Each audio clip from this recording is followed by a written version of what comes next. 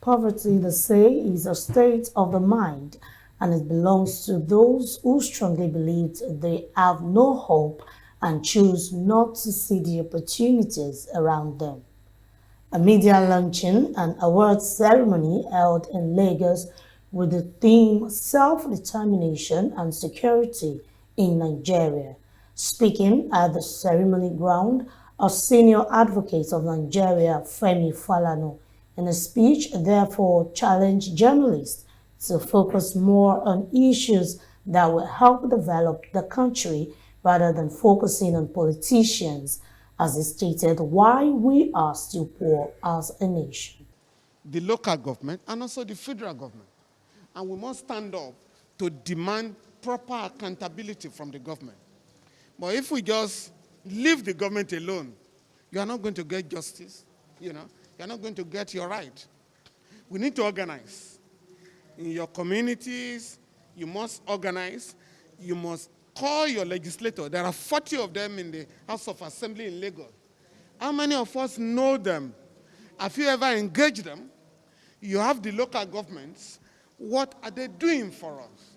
You have 3 senators in Abuja and 24 members of the House of Representatives who are representing Lagos. So you must be able to call them. You must have constituency meetings with them. Furthermore, a media practitioner, Babajide Akinlade, believed that poverty is not the problem of the nation, as the biggest problem of the country is having good and responsible leadership, as we need leaders who are committed to serve the people with all their hearts, as he had his own point of view.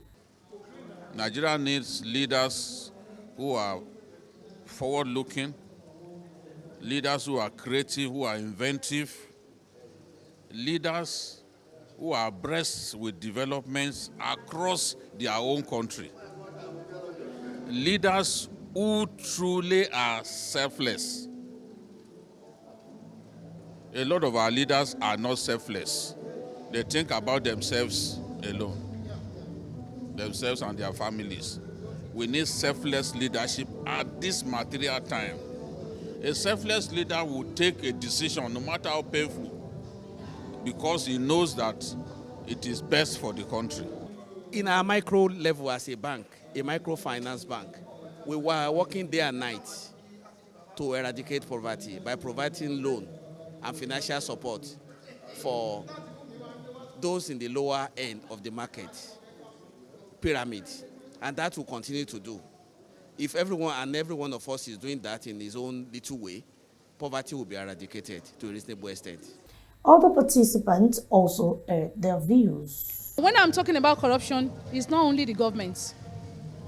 It's from our homes.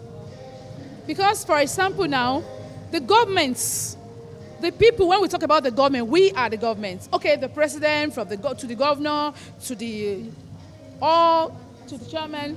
So when they give them a job to do, are they the one doing the job? Are they the only person doing the job? The job is delegated to some people. They are my brothers, my sisters, my cousins. Are they doing the job? So when the job is not done, because we have this situation that has to do with, I will not call it our tradition or our culture, but it's our attitude. Our attitude is that, Shebi brother mini. When you are given a job by your uncle or your brother and you don't execute it, when they blame you too much, even the family can come out. Now, what's wrong with you? Is it not government's money? So everything starts from our homes. The situation of Nigeria as a nation, why we're poor, is not a function of our resources.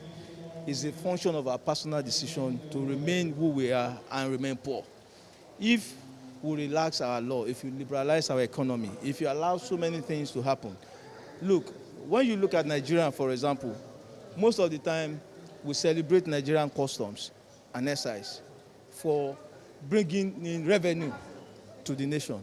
However, the stakeholders and human rights fighters believe that we can all come out of poverty if we all change our mind towards things.